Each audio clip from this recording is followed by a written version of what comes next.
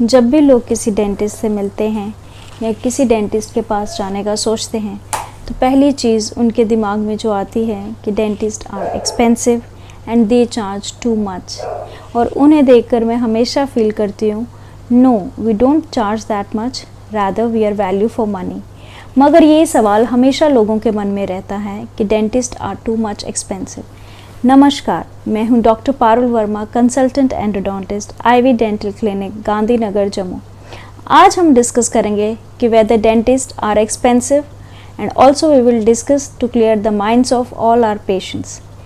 Actually dentistry expensive नहीं है। लोगों को ये महंगी इसलिए लगती है क्योंकि डेंटिस्ट को लमसम चार्जेस पे करने पड़ते हैं as compare to going to a medical hospital for the treatment. इसको आप ऐसे समझ सकते हैं कि जब आप किसी प्राइवेट हॉस्पिटल में जाते हैं, मान लीजिए गॉल ब्लैडर के ऑपरेशन के लिए, डॉक्टर आपको बताता है कि उसके चार्जेस हैं 40,000 अगर आप जनरल वार्ड चूज़ करते हैं, और 60,000 होंगे अगर आप डीलक्स वार्ड चूज़ करते हैं। और अगर आप अपने लिए special room with full time nurse and attendant चाहिए तो आपके चार्जेस 1 लाख तक हो सकते हैं। मगर इसमें देखने वाली ये चीज़ है कि जिस गॉल ब्लैडर को आप निकलवाने आए हैं वो तो सेम ही है। तीनों रेट्स में वेरिएशंस हैं। होना तो गॉल ब्लैडर का ऑपरेशन ही है, बट रेट्स अलग अलग क्यों? ये रेट्स अलग अलग सर्जरी के नहीं हैं। सर्जरी के रेट्स सेम हैं, मगर ये फ़र्क सर्विसेज का है जो आपको अलग अलग वार्ड और अलग अलग रूम में दी जाती है। मान लीजिए आप कोई भी वार्ड सिलेक्ट करते हैं, मान लीजिए आपने 60,000 वाला डीलक्स वार्ड चूज़ किया है। जब आप बिल करने जाते हैं और ये बिल आता है 1,10,000 का अप्रॉक्सीमेटली, जबकि चार्जेस 60,000 हैं। अब आप सोचेंगे ये 50,000 किस चीज़ के? हॉस्पिटल वाले आपको समझाएंगे कि 50,000 जो उन्होंने एक्स्ट्रा चार्ज किए हैं उसमें bed staff, nursing staff, theatre charges, sterilisation, medicine, dietician etcetera etcetera सारे कवर किए हैं।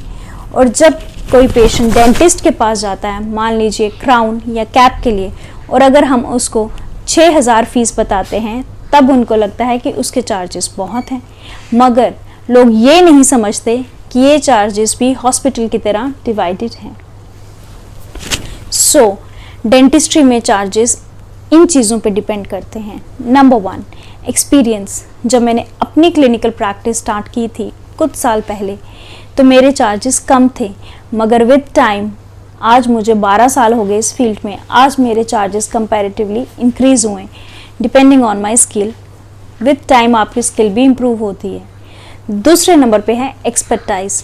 जब आप किसी स्पेशलिस्ट एमडीएस के पास जाते हैं किसी ट्रीटमेंट के लिए, वहाँ आपको ज़्यादा चार्जेस पे करने पड़ सकते हैं क्योंकि स्पेशलिस्ट डेंटिस्ट ने 3 साल अपनी पोस्ट ग्रेजुएशन की होती है।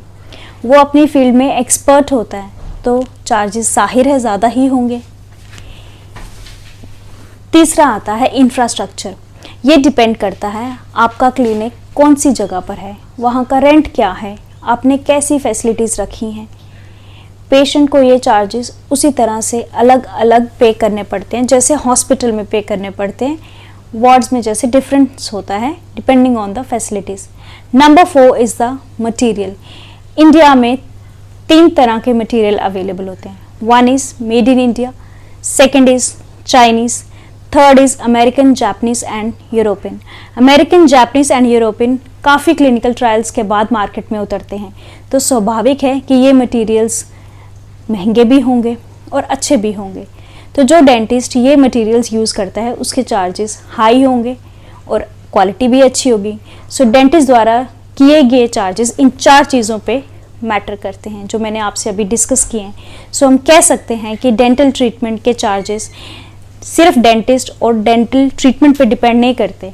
इसमें 40 से 60% charges infrastructure and material used पे डिपेंड करता है एंड 40% डॉक्टर के एक्सपर्टाइज पे डिपेंड करता है। सो यही रीज़न है डेंटल प्रैक्टिशनर्स लमसम अपने चार्जेस पेशेंट को बताते हैं, जबकि मेडिकल हॉस्पिटल वाले अपने चार्जेस डिवाइड कर करके पेशेंट को बताते हैं, लमसम अमाउंट नहीं बताते हैं। इसलिए पेशेंट को डेंटिस्ट महंगा लगता है। सो एट लास्ट मैं यही बताना चाहूँगी कि dentist are not expensive but they are value for money. Thank you.